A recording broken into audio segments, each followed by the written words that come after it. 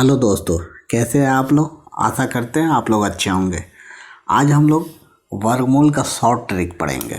ठीक है, वर्गमूल हम लोग पिछले वीडियो में उसका एक पार्ट, दो पार्ट, तीन पार्ट मैं बना चुका हूं। उसका लिंक मैं डिस्क्रिप्शन में दे रहा हूं, आप लोग देख लीजिएगा, तब आपको अच्छी तरह से समझ में आएगा। आज उसी टॉपिक, उसी वर्गमूल को हम लोग शॉर्ट ट्रिक देखेंगे। बस वर्गमूल देखे नहीं और उसका आंसर आ जाएगा। तो चलिए शॉर्ट ट्रिक पे हम लोग चर्चा करते हैं। तो चलिए वीडियो स्टार्ट करते हैं। आज हम लोग पूर्ण वर्गमूल का शॉर्ट ट्रिक निकालेंगे। पूर्ण वर्गमूल मतलब क्या हुआ? वैसा वर्गमूल जो पूरी तरह विभाजित हो जाए, उसको पूर्ण वर्गमूल कहते हैं।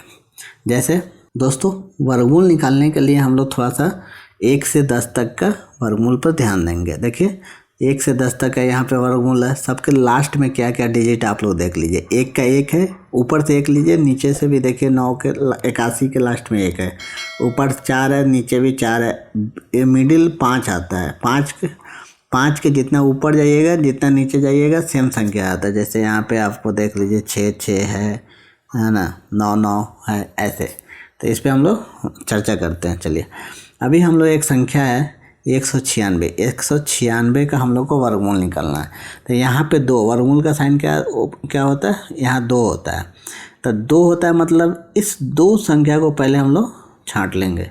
2 संख्या को छांट लेंगे। 2 संख्या को छांटने के बाद जैसे ही वर्गमूल निकालना हो तो 2 संख्या पहले छांट देंगे तो बच गया 1, है ना।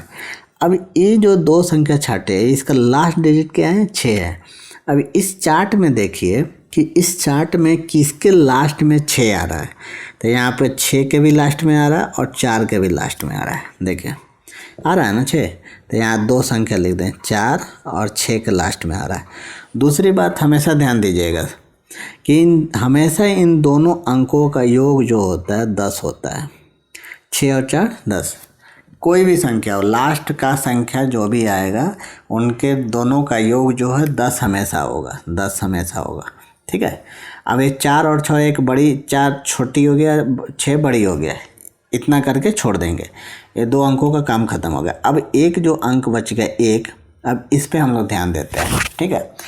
अब हम लोग थोड़ा सा इस चार्ट पे देखेंगे कि 1 जो है किस संख्या का वर्ग है। अगर पूरी वर्ग आ गया तो वो संख्या लिखेंगे, और नहीं तो उससे छोटा लेंगे, बड़ी नहीं लेंगे, बड़ा नहीं लेंगे। तो अगर यहाँ पे हम लोग 2 लेते हैं तो 2 का वर्ग क्या हो जाएगा? 4, यानी 4 जो है 1 से बड़ी हो गया है। तो हम लोग 1 लेंगे, क्योंकि 1 का जो वर्ग निकालेंगे तो 1 आता है और ये दोनों बराबर होगा। बराबर और छोटा ही ले सकते हैं, है ना, बड़ा कभी नहीं लेंगे। अब ये जो संख्या आ गया है, इस संख्या से 1 बढ़ाकर इसमें गुना कर देंगे। जैसे 1 के बाद क्या आता है? 2 आता है, 1 बढ़ाएंगे। ठीक है, ध्यान दीजिएगा थोड़ा सा। तो 2 हो गया, 2 में 1 से गुना करेंगे, 2 हो गया। ये 2 प्रोसेस कर लिए। एक तो यहाँ पे इकाई वाला देख लिए और इसको 1 बढ़ा के हम लोग गुना कर लिए। अब हम लोग ध्यान क्या देंगे कि यह संख्या, यह वाली संख्या छोटी है या बड़ी है। जो हम लोग यहाँ पे आउटपुट आ रहा है, इससे यह एक बड़ी या छोटी है। आप लोग बताइए क्या है? छोटी है ना। इसलिए छोटी है तो हम लोग क्या करेंगे? छोटी है तो हम लोग 1 का 1 लेंगे। छोटी है इसलिए हम लोग इस 1 को पहले एज इट इज उतार देंगे। ठीक है।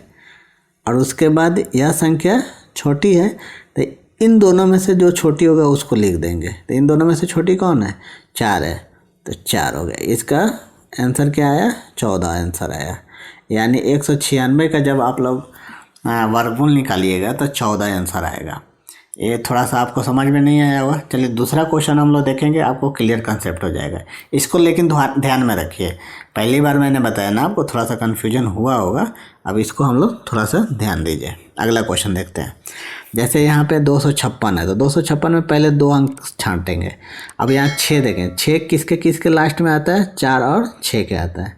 तो इधर 4 लिख देंगे, इधर 6 लिख देंगे। अब यहाँ 2 है।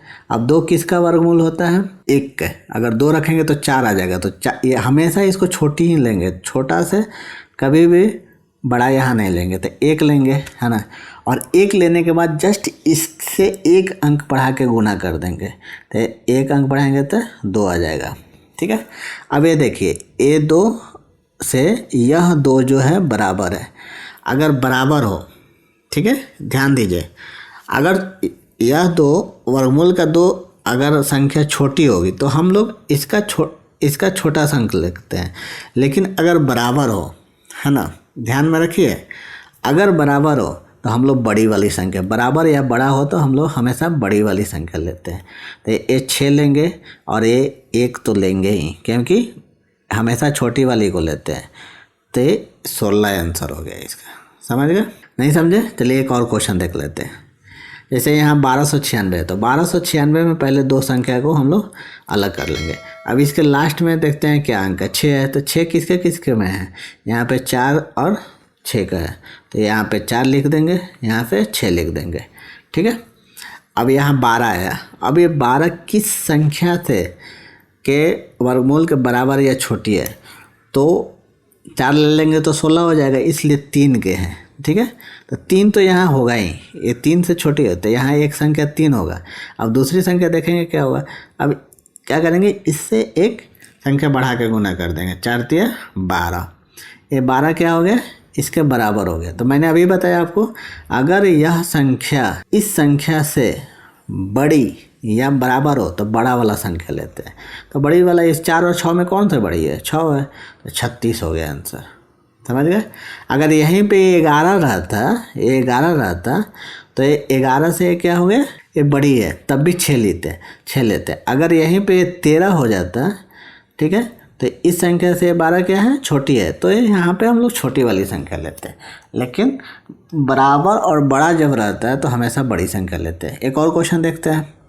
जैसे यहाँ पे इसका वर्गमूल हम लोग को निकालना है, तो सब वर्गमूल निकाले तो दो संख्या पहले ही छाटेंगे।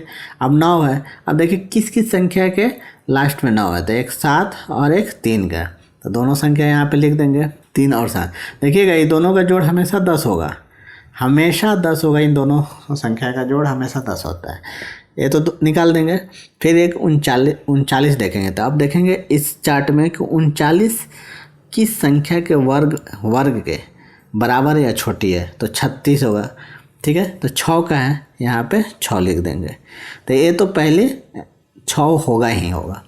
उसके बाद क्या करेंगे, अगला स्टेप, ये 6 हमको मिल गया, अगला स्टेप क्या करते हैं, एक संख्या बढ़ा के गुना कर दें, 6 7 42। एक स्टेप क्यों बढ़ाते हैं, एक संख्या क्यों बढ़ाते हैं, इसमें से हम लोग को फाइंड करना होता है कि बड़ी संख्या लेंगे या छोटी संख्या, इसलिए यहाँ पे एक संख्या बढ़ा के गुना करता है। 42 हो गया, इस 42 से 39 क्या है, छोटी है, तो जब छोटी है तो ये छोटी संख्या ले लेंगे, तो यहाँ पे 3 ले लेंगे, 63 आंसर हो जाएगा। अब मुझे ऐसा है कि आपको समझ में आ रहा होगा।